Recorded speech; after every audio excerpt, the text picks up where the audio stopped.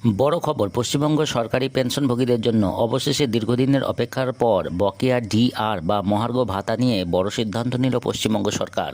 কারা এই সুবিধা পাবেন, কত টাকা দেওয়া হবে আর কবে অ্যাকাউন্টে আসতে পারে, সব জানুন এই প্রতিবেদনে। 7 জুলাই 2026 তারিখে পশ্চিমবঙ্গ সরকারের অর্থ দপ্তরের পেনশন শাখা একটি নতুন বিজ্ঞপ্তি প্রকাশ করেছে।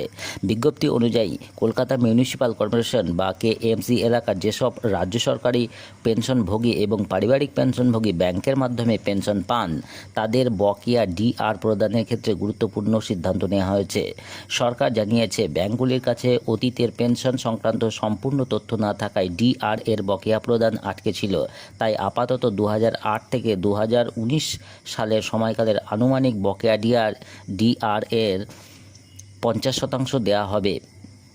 এই অর্থের হিসাব করা হবে রোপা 2009 এর নির্ধারিত হারে এবং সংশ্লিষ্ট নিয়ম অনুযায়ী। এছাড়া সরকার WBIFMS এর অধীন একটি নতুন ব্যাংক পেনশন ম্যানেজমেন্ট পোর্টাল চালু করছে। ব্যাংকগুলির যেখানে তথ্য যাচাই করে দ্রুত পেনশনভোগীদের অ্যাকাউন্টে এই অর্থ প্রদান করবে।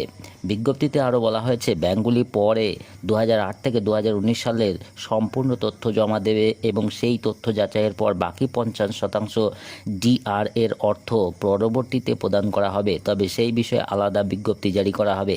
এই ছিল আজকের গুরুত্বপূর্ণ আপডেট। যদি আপনি বা আপনার পরিবারে কেউ এই বিজ্ঞপ্তির আওতায় পড়েন, তাহলে ভিডিওটি তার সঙ্গে অবশ্যই শেয়ার করবেন এবং এমন আরও সরকারি চাকরি, পেনশন, ডিআর এর সংক্রান্ত নির্ভরযোগ্য খবর পেতে আমাদের বিএস ইনফো কেয়ার চ্যানেলটি সাবস্ক্রাইব করুন। ধন্যবাদ।